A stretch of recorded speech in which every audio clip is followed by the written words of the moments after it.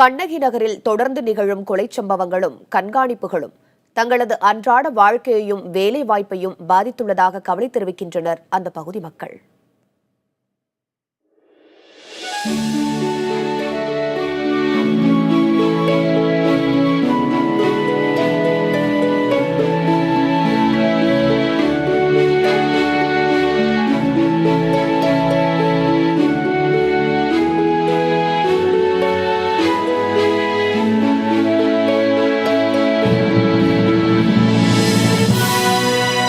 கண்ணகி நகருக்குள் செல்லும் போது நாம் கண்ணகி நகருக்குள் மட்டும் நுழைவதில்லை. சாந்தோம், சைதாப்பேட்டை, புதுப்பேட்டை உள்ளிட்ட சுமார் 70 குடிசை பகுதிகளுக்குள் நுழைகிறோம் என்பதே சரியாக இருக்க முடியும்.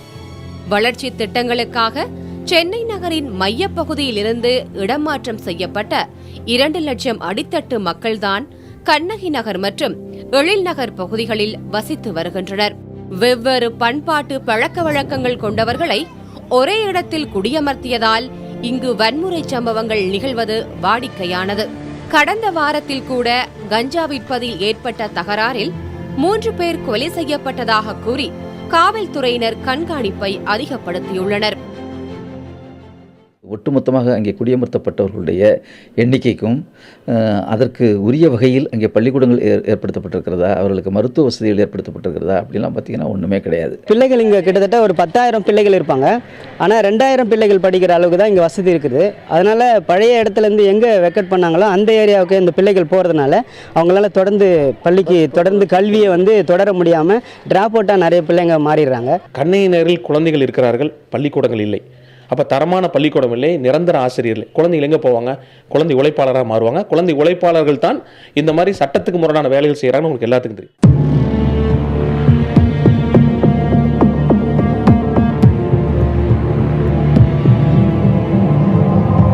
போதிய அடிப்படை வசதிகளும் குழந்தைகள் கல்வி கற்பதற்கு தேவையான பள்ளிக்கூடங்கள் இல்லாததுமே இதுபோன்ற குற்றச் செயல்கள் நிகழ்வதற்கு காரணம் என தெரிவிக்கின்றனர் கண்ணகி நகரில் தொடர்ந்து பணியாற்றி வரும் சமூக செயற்பாட்டாளர்கள்.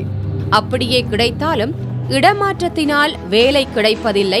அப்படியே கிடைத்தாலும் காவல்துறையிடம் NOC வாங்கி வரச் சொல்லி வற்புறுத்துவது தங்களுக்கு மிகுந்த மன வருத்தத்தை உண்டாக்குவதாக தெரிவிக்கின்றனர் இங்கு வசிக்கும் மக்கள்.